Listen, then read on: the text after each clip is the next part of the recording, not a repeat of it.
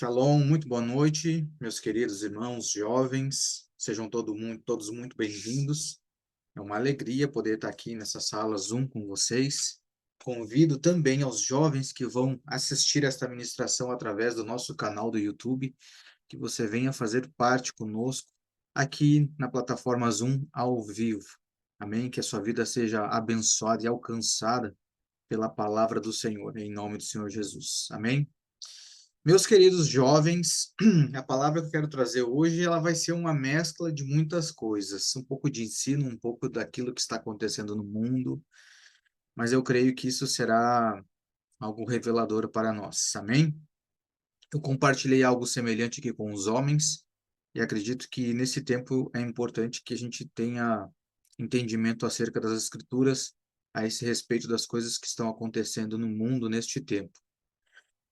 Gostaria que vocês abrissem ou anotassem aí na sua Bíblia ou no seu caderno, que está em Mateus, no capítulo 24, no Evangelho segundo Mateus, capítulo 24, no versículo 13, tem algo interessante ali para que a gente observe. No versículo 12, ele vai dizer assim: E por se multiplicar a iniquidade, o amor de muitos esfriará. Mas aquele que suportar até o fim, esse será salvo. Olha que interessante esse texto. Aqui vocês sabem, né, que cada dia que passa nós ensinamos, trazemos os textos e mostramos que a nossa salvação ela vem por crer em Jesus. Mas e o que você diria se alguém se apresentasse a você com esse texto? Não, mas aqui a Bíblia diz que para você ser salvo, você tem que permanecer até o fim. O que você diria? Tem alguns textos que diz que nós somos salvos pela fé em Cristo Jesus, ao confessar que ele ressuscitou dos mortos. O que você diria? Então, nós precisamos sempre, quando nós vamos ler alguns textos, nós não podemos pegar simplesmente um versículo isolado, mas nós precisamos sim olhar o contexto, o que está dizendo em todo esse contexto desse texto. E eu gostaria aqui de ler, então, todo esse capítulo 24 com vocês, para que a gente compreenda o que está acontecendo nesse capítulo 24, que o autor aqui, ele acabou falando esta frase, amém? Eu vou ler ali no início, olha só, versículo 1, ele diz assim: E Jesus saindo, partiu do templo, e aproximando-se dele os discípulos para lhe mostrarem os edifícios do templo. Mas Jesus disse-lhes: Não vedes todas essas coisas? Na verdade, eu vos digo que não ficará aqui uma pedra sobre a outra que não seja derrubada. Primeira coisa que me chama muito a atenção nesse texto aqui, eu quero que vocês também observem, tá? Eu não estou dizendo aqui que vocês não devem buscar as coisas, né, conquistar as coisas de vocês, né, futuramente vocês conquistarem sua casa, ou enfim. Mas o que que o Senhor está fazendo com que a gente observe através desse texto? Muitas pessoas, às vezes, estão atrás de grandes prédios, de igreja, grandes instalações, com som, com tudo. E aqui você vê que os discípulos eles falam assim para o Senhor, que eles estavam mostrando os edifícios. E o Senhor adverte eles: Não vedes todas estas coisas? Na verdade, eu vos digo que não ficará aqui uma pedra sobre a outra que não seja derrubada. O que o Senhor não nos alerta? Estou aconselhando a você a não ir frequentar uma igreja local? Não, também não. Mas que isso não sirva, digamos, que não seja o seu foco, que não seja uma desculpa. Ah, eu preciso ir em um lugar específico. Ah, eu vou nesse aqui porque é um prédio bonito, porque esse aqui tem as paredes pintadas de preto, ou por esse aqui tem muita música, tem muito instrumento. E o senhor está dizendo assim: ei, você não observa que tudo isso aqui não vai ficar pedra sobre pedra? Primeira coisa que o senhor nos chama a atenção. Vamos seguir lá. E ele diz assim no versículo 3: E estando ele assentado no Monte das Oliveiras, chegaram-se a ele os seus discípulos, em particular, dizendo: Dize-nos quando serão estas coisas, né? Que estas coisas que eles estavam falando, de o templo ser derrubado, que não ficaria pedra sobre pedra. Qual será o sinal da tua vinda e do fim do mundo?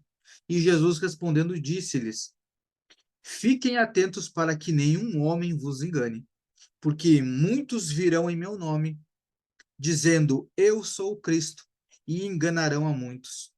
E ouvireis de guerras e rumores de guerras. Olhai para que não vos perturbeis, pois todas estas coisas devem acontecer, mas ainda não é o fim. O que nós temos olhado para o mundo? O que tem acontecido no mundo? O que tem mais se noticiado? Guerras, rumores de guerras. Olha o que ele continua dizendo aqui no versículo 7.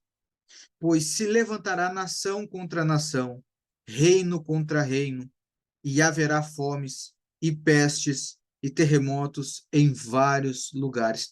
Tudo isso aqui a gente tem observado. Eu não sei se vocês sabem, mas há poucos dias, se não me engano, foi acho que no Afeganistão, teve um terremoto que matou quase 2.000 pessoas. Você vê o Brasil sofrendo com enchentes, o mundo inteiro sofrendo com pestes, com vírus. Só que o que acontece? O povo se apavora, o povo se estressa e agora começa a orar. Não, vamos interceder, irmãos. Nós temos que ficar calmos, descansar no Senhor. Vamos interceder, sim. Mas tudo isso está escrito na Bíblia, que é necessário acontecer. Mas ele diz: ainda não é o fim. Acautelai-vos. Versículo 8. Todos estes são o princípio das dores. Então vos hão de entregar para seres atormentados, e vos matarão, e sereis odiados em todas as nações, por causa do meu nome. E então muitos se ofenderão, e trairão uns aos outros, e uns aos outros se odiarão. E surgirão muitos falsos profetas, e enganarão a muitos. E por se multiplicar a iniquidade, o amor de muitos se esfriará. Mas aquele que suportar até o fim, esse será salvo. Vamos seguir aqui. E este evangelho do reino será pregado em todo o mundo, como testemunho para todas as nações, e então virá o fim. Quando, pois, virdes que a abominação da desolação, que falou pelo profeta Daniel, está no lugar santo, quem lê entenda, você pode ir escrevendo lá da sua Bíblia aí, lá em Daniel 9:27, vai estar falando sobre essa abominação. O que é essa abominação? Vocês sabem que no fim dos tempos, o anticristo ele vai se manifestar, né? E nós teremos ali o período da grande tribulação, que são os últimos 7 anos antes da vinda do Messias. Então nós teremos 3 anos e meio de falsa paz e teremos mais 3 anos e meio de grande tribulação. Quando esse anticristo se manifestar, na metade desses 7 anos, nos 3 anos e meio, o Lúcifer, Satanás, ele será lançado das regiões celestiais, será lançado na terra, ele vai possuir o corpo do anticristo, e esse anticristo ele vai se assentar no novo templo, que é o terceiro templo. Então, quando ele está falando aqui, ó, quando, pois, virdes a abominação da desolação, que se falou pelo profeta Daniel, que está no lugar santo, ele está falando disso. É a abominação no lugar santo, ou seja, no templo. Quando ele se assentar no templo. Versículo 16. Então os que estiverem na Judéia, fujam para os montes. E quem estiver sobre o telhado, não desça para tirar alguma coisa de sua casa, nem volte àquele que estiver no campo para buscar as suas vestes. Mas ai das grávidas e das que amamentarem naqueles dias. mas orai para que a vossa fuga não seja no inverno. Vocês estão compreendendo aqui o contexto? Olha o que ele está dizendo ali, no versículo 16. Então os que estiverem na Judéia, qual é o povo que ele está falando? Ele estava falando aqui para os seus discípulos, mas especificamente ele estava falando disso aqui para os judeus. Estava falando da Judéia, estava falando aquele que estiver no campo, não volte, aquele que estiver em cima da casa, não desça para pegar alguma coisa. Ai das grávidas que estiverem amamentando, porque não vão conseguir correr. Mas, versículo 20, mas orai para que a vossa fuga não seja no inverno e nem no dia do Shabat. Olha só, Shabat, inverno. Por que o inverno? Porque no deserto, o inverno neva, faz muito frio. E no Shabat, eles não correm. Então, quando ele fala assim, aquele que permanecer até o fim será salvo, ele está se referindo aos judeus que conseguirem escapar do anticristo, eles estarão salvos, livres do anticristo. Aqui não se trata da salvação em Cristo. Está falando da salvação de se livrar dessa perseguição do anticristo que haverá. Amém? Vamos seguir ali, versículo 21. Porque haverá então grande tribulação, como nunca houve desde o princípio do mundo até agora, nem jamais haverá. E se aqueles dias não fossem abreviados, nenhuma carne se salvaria. Mas por causa dos eleitos, ou seja, agora sim está falando dos santos, né? Dos cristãos, serão abreviados aqueles dias. Então, se algum homem vos disser, eis que o Cristo está aqui, ou ali, não acrediteis. Por quê? Hão de surgir falsos cristos e falsos profetas, e farão tão grandes sinais e maravilhas que, se possível fora, enganariam até os eleitos. Eis que, de antemão, eu vos tenho dito. Olha só, o Senhor está nos chamando a atenção. Versículo 26. Portanto, se vos disserem, eis que ele está no deserto, não saiais. Eis que se ele está num esconderijo secreto, não acrediteis. Porque assim como o relâmpago sai do Oriente e brilha até o Ocidente, assim também será a vinda do Filho do Homem, ou seja, todo olho verá, como as Escrituras falam. Então, não acreditem nesse tempo. Ah, o Cristo está aqui, ele está no esconderijo, ele está no deserto.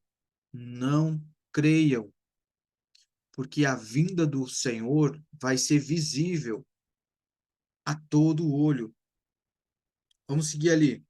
Versículo 28. Pois onde estiver o cadáver, ali se ajuntarão as águias. Imediatamente após a tribulação daqueles dias, escurecerá o sol e a lua não dará a sua luz, e as estrelas cairão do céu, e os poderes do céu serão abalados. E então aparecerá no céu o sinal do Filho do Homem, e todas as tribos da terra se lamentarão, e eles verão o Filho do Homem vindo nas nuvens do céu, com poder e grande glória. E ele enviará os seus anjos com grande som de trombeta. E olha só, os anjos, eles ajuntarão os seus eleitos, quem? Ou seja, aqueles que estão salvos. Aqueles que estão salvos serão recolhidos pelos anjos e vão se encontrar com o Senhor nas nuvens, desde os quatro ventos da extremidade do céu à outra. Agora aprendei uma parábola. Olha só que interessante essa parábola. A parábola da figueira. Quando o seu ramo estiver ainda tenro e brotar em folha, sabei que o verão está próximo. Ponto. Ponto. Aqui ele está falando da figueira com folhas, aponta para o quê? Para o verão. E olha só o que ele vai seguir dizendo. Igualmente, quando virdes todas estas coisas, sabei que ele está próximo às portas. O que ele está dizendo aqui? Ele não está dizendo assim, olha, quando você olhar para a figueira e ela tiver com folhas, Jesus está voltando. Não, não é isso que o Senhor está dizendo. O que ele está querendo nos comunicar? Assim como quando você olha para a figueira, vê que ela tem folhas, Você olha para a figueira e diz, olha, a figueira está com folhas. Eu sei que está perto o verão. Assim também nós vamos observar o quê? O que ele está dizendo assim, ó? Igualmente, quando virdes todas estas coisas, que todas estas coisas são? Aquilo que nós lemos ali no início, guerra, rumores de guerra, nação contra nação, tudo isso aqui que ele está dizendo. Então, o que nós podemos observar? Quando eu olho para a figueira e vejo as folhas, o verão está próximo. Quando eu estou olhando para o que está acontecendo no mundo, essas guerras, matanças, vírus, doenças, terremotos, o que eu tenho que pensar? O Senhor está próximo. A Bíblia diz aqui, ó, que ele está às portas. No finalzinho do versículo 33, ele diz, às portas. Então não é para que a gente se apavore, meu Deus, e agora essas guerras. O Senhor já nos deixou escrito o que ia acontecer. O que eu tenho que fazer? Vigiar. Eu não tenho que ficar olhando para os prédios, para as coisas desse mundo como um objetivo final, como uma conquista da minha vida. Não, sim, eu posso adquirir coisas aqui, posso, mas os meus olhos têm que estar na eternidade, no Cristo que logo vem, que está às portas. A Bíblia diz do que me adianta eu ganhar o mundo se amanhã te pedires a tua alma? De nada me adianta. Então, que os nossos olhos estejam no Senhor, por tudo aquilo que nós estamos vendo. 34. Na verdade, eu vos digo, esta geração não passará até que todas essas coisas se realizem. O céu e a terra passarão, mas as minhas palavras não passarão. Qual outra coisa que eu quero chamar a atenção aqui? Agora eu quero abordar um outro ponto. Vocês já observaram aqui que o senhor fez um comparativo? Olhem para as coisas criadas. Você olha para a figueira e logo quando você vê que a figueira tem folha, você identifica que o verão está próximo. O que isso nos mostra? Que toda a criação, ela não está, mas deveria estar dentro de uma agenda de Deus. Porque se você observar, nós temos as 4 estações do ano. Quando faz muito calor no inverno, você não estranha? Diz, meu Deus, mas era para estar fazendo frio agora. Como é que está calor? Como é que vai ser no verão? Por que que a gente estranha? Porque a gente sabe que naquela época era para ter aquela determinada estação. O que é isso? As estações saindo fora do calendário de Deus. Aquela estação não era para ser verão, era para ser inverno. Você já viu as flores florescer no outono? Agora, se você vir uma flor florescer no outono, você vai achar estranho. Mas agora não é época. Agora é época, na verdade, de cair as folhas. Quando nós observamos todas essas coisas, nós vemos que o Senhor ele tem um calendário. E nós temos que cuidar para que a gente não esteja fora desse calendário dos acontecimentos de Deus. Por exemplo, acredito que todos aqui sabem que dia que vai ser comemorado no Brasil amanhã, certo? Mas eu quero saber, muitas crianças estão pedindo para comemorar o dia de amanhã. Mas eu quero saber se as crianças comemoraram as festas do Senhor que recém passaram, as festas de tabernáculo, qual foi estabelecida pelo Senhor. Se vocês, nesse período, se alegraram. Sabe o que nós estamos fazendo? Nós estamos em Cristo, mas vivendo o calendário do mundo.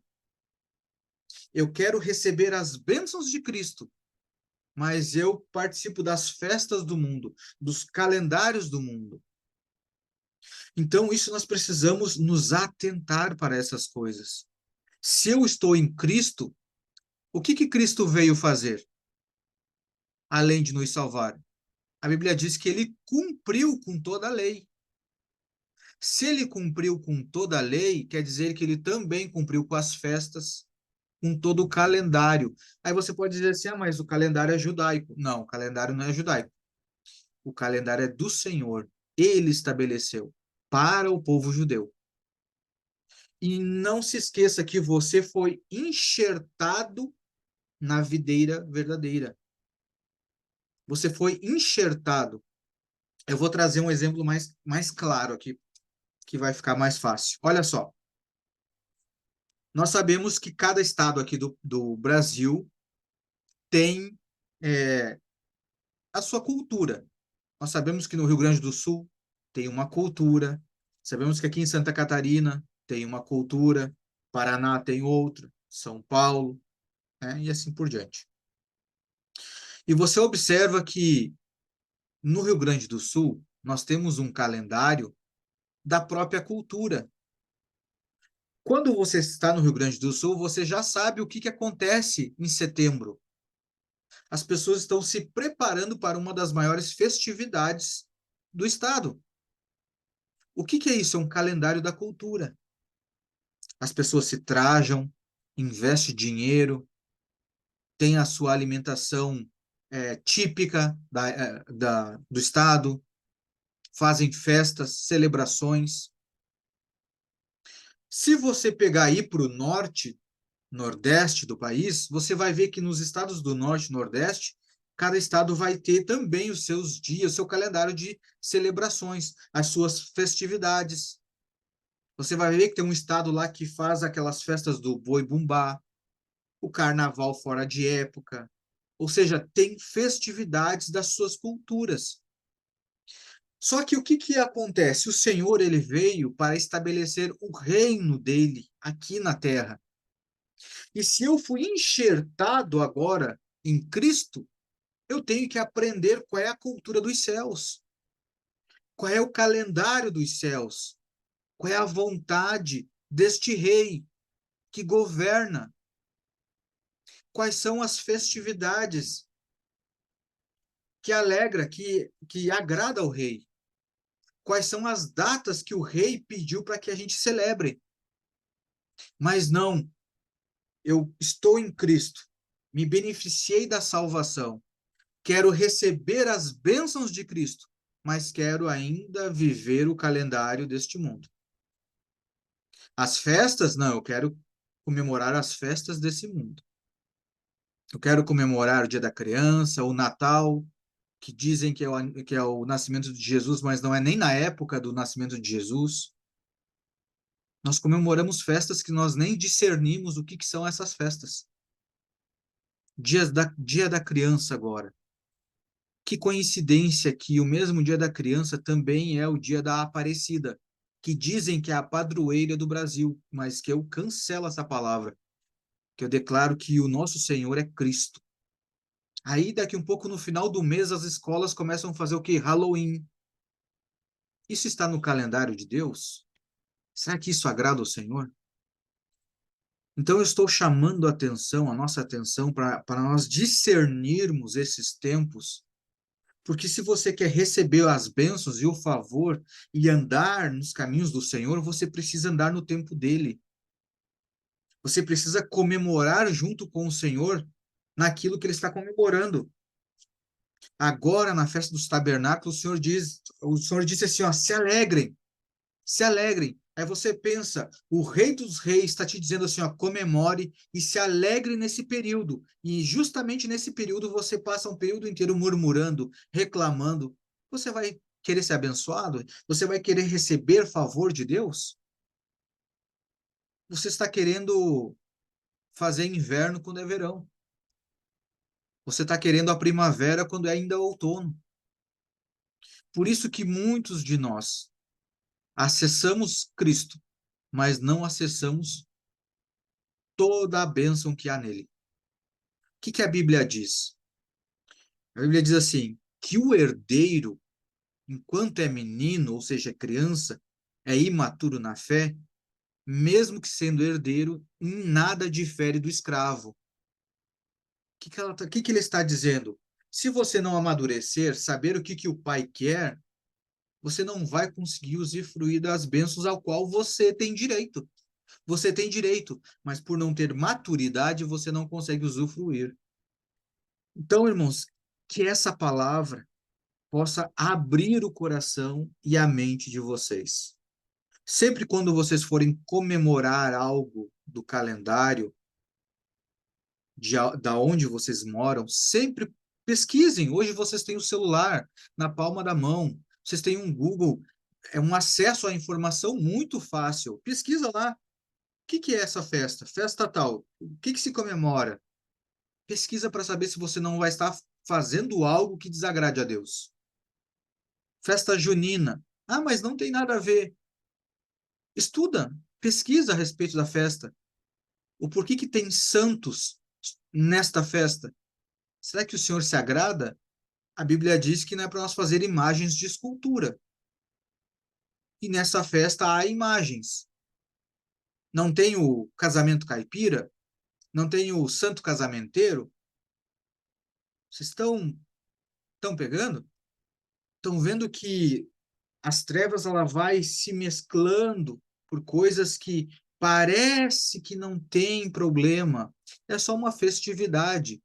Sim, às vezes pode ser só uma festividade. O problema é que se essa festividade não agradar a Deus, você arruma um problema com Deus.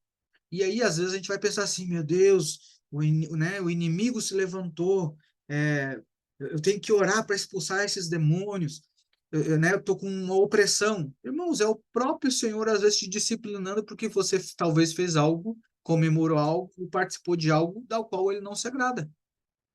Olha no jardim, o maior exemplo do jardim, o Senhor disse, olha, vocês têm um jardim inteiro, só não comam da árvore do conhecimento do bem e do mal. Se vocês comerem, vocês vão morrer. O que o homem fez? Foi lá e comeu. Ser expulso do jardim e receber o pecado no seu corpo foi um castigo? Não, foi uma consequência. O Senhor tinha avisado. Castigo seria se ele não tivesse feito nada e aí o Senhor tivesse imputado isso a Adão. Mas não foi uma consequência dos seus próprios atos. Então, nós temos que parar e pensar. Às vezes, quando nós recebemos, né, um castigo de Deus, né, dá para dizer um castigo, mas de uma forma assim, uma correção, essa é a palavra correta. Quando você recebe uma correção de Deus, não dá para você reclamar. Primeiro, vá aos pés do Senhor. Peça assim, Senhor, o que eu fiz de errado? Foi algo que eu fiz? Será que foi algo que eu pratiquei? Será que foi algo que eu ofendi a sua santidade? Algo que eu não lhe agradei?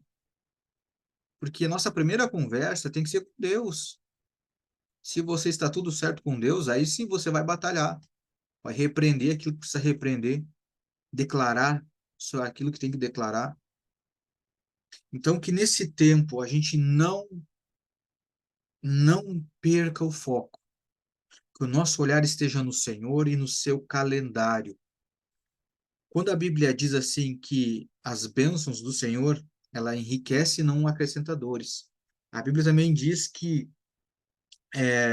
as bênçãos do Senhor elas vão nos seguir.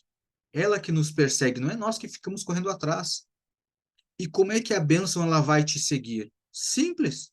Quando você anda no calendário de Deus, é impossível você não ser alcançado pela bênção do Senhor.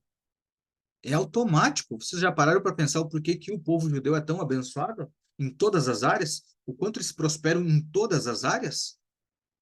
É por causa disso, eles andam no calendário de Deus. Aí é impossível você não colher o fruto. Se você pega a semente de uma árvore e você planta certinho no tempo certo, você aduba, rega, cuida para que não tenha, né, os outros bichos, larva. Você está ali regando, cuidando. É impossível você não colher o fruto. É algo natural, é um processo natural colher o fruto.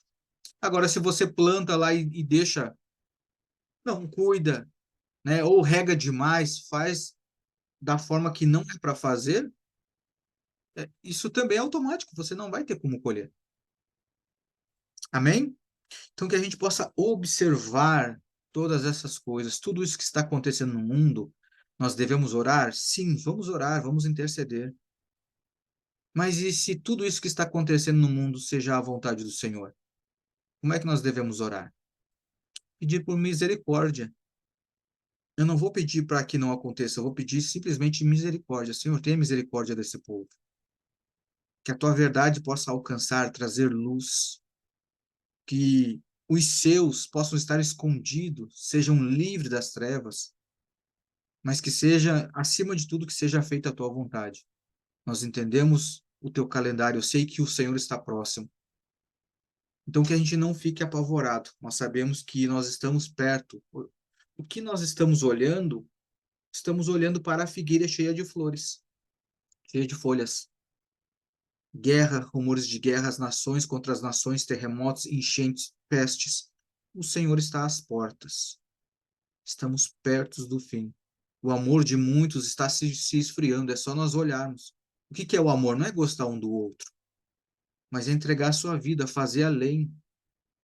O amor de muitos se esfriaria nos últimos dias, e é o que nós temos observado. Amém? Eu gostaria de orar aqui com vocês, e depois eu quero ministrar a ceia, para que essa palavra ela esteja gravada no seu coração e que desperte você para não ler a Bíblia. Eu não aconselho você ler a Bíblia. Eu aconselho você estudar a Bíblia. Estudar, esquadrinhar a Bíblia, para que você extraia o máximo ainda neste tempo. Amém? Pai, em nome de Jesus, eu quero colocar aqui diante do Senhor nosso coração, Pai. Eu quero te agradecer pela tua bênção, pelo teu favor, por tudo aquilo que o Senhor tem nos alcançado, tem chegado de sabedoria e conhecimento ao nosso o coração. Nós te pedimos, Pai, sabemos que nós não somos merecedores, mas o Senhor é um Deus grandioso, não há outro Deus e também não há outro que se compare a ti, que faça o que o Senhor fez pelos seus, mesmo nós estando em pecado. Eu te agradeço, Pai, porque o Senhor nos escolheu, ainda nós estando na lama e no lixo. Obrigado pelo teu amor e pela tua misericórdia que todos os dias se renova sobre as nossas vidas. Eu te peço, Pai, que aqueles que ainda não te conhecem, eu te peço que eles possam ter essa bênção a qual nós recebemos, que foi receber a vida do teu filho, que eles possam vir conhecer a verdade. Aqueles que estão andando em outros caminhos que não são os teus, que não estão andando na verdade, que não conhecem os teus princípios, que eles possam vir te conhecer, Pai. Aqueles que ainda estão comemorando coisas ao qual não é para comemorar, que eles possam conhecer a verdade e vir participar das festas com o Senhor, se alegrar com o Senhor, fazer a tua vontade, abraçar essa causa, Pai, de restaurar o mundo. Em nome de Jesus, eu te peço por toda a nação, Pai, de Israel, que o Senhor possa continuar guardando os seus. Nós sabemos que Israel é a menina dos seus olhos. Eu sei que o Senhor tem apreço por aquele povo, Pai. Que o Senhor continue guardando, trazendo revelação àquele povo. Que seja feita a tua vontade sobre aquela nação. Peço também, Pai, para todos aqueles que estão contra Israel, que no meio desses o Senhor possa achar muitos Paulos, Pai. Muitos que perseguem Israel, que eles possam vir a te conhecer, e que eles possam se converter, Pai, ao Senhor. Que eu creio, Pai, sei que se estão praticando algum mal, é porque eles não te conhecem verdadeiramente. Em nome do Senhor Jesus, nós queremos colocar também os familiares de todos aqueles que perderam entes nesse ataque. Sobre as crianças, que o Senhor possa enviar o teu Espírito Santo para confortá-los, Pai, em nome do Senhor Jesus. Te agradecemos, Pai, porque o Senhor tem aberto os nossos olhos. A tua bondade se achega todos os dias em nós. A tua provisão, Pai, tem chegado à nossa casa. Em nada, como diz no teu Salmo 23, Pai, em nada nós temos falta. Nada, nada nos falta, Pai, nada. O Senhor tem sido tudo. A tua graça, como o Senhor falou a Paulo, que bastava para ele, sim, para nós também basta. Em nome do Senhor Jesus, nós te agradecemos porque todos os dias o Senhor nos mostra isso. O Senhor não nos desampara, o Senhor nos sustenta. Eu te agradeço, Pai, por cada um que aqui está também nesta reunião, aqueles que vão assistir posteriormente. Que o teu favor e a tua presença seja sobre a vida de cada um, Pai. Em nome do Senhor Jesus. Eu quero aqui apresentar este pão que representa, Pai, o corpo do teu filho. E agradecer, Pai, pela coragem do teu filho ter se entregue por nós, para que hoje nós pudéssemos estar aqui compartilhando da tua vontade, celebrando no tempo certo com o Senhor, podendo ser uma parte do corpo do teu filho para servir e alcançar o próximo aqui, Pai, em nome de Jesus. Nós te agradecemos. Nós consagramos esse pão. Te pedimos, Pai, que o Senhor nos ajude a honrar o Senhor através do corpo do Filho. Em nome de Jesus, que nós possamos alcançar outras pessoas com o teu amor e com a tua bondade. Em nome de Jesus, podemos comer todos.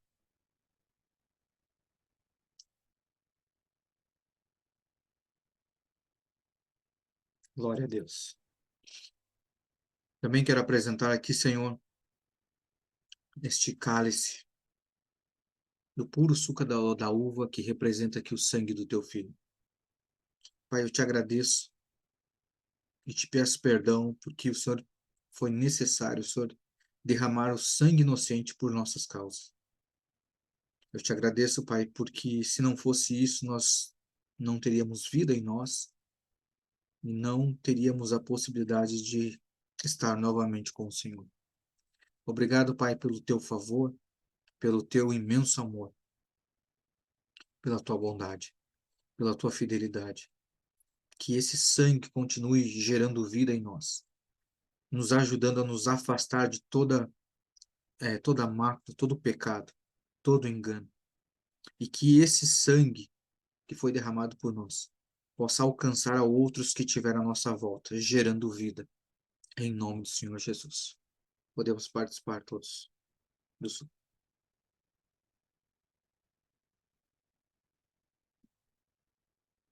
Glória a Deus.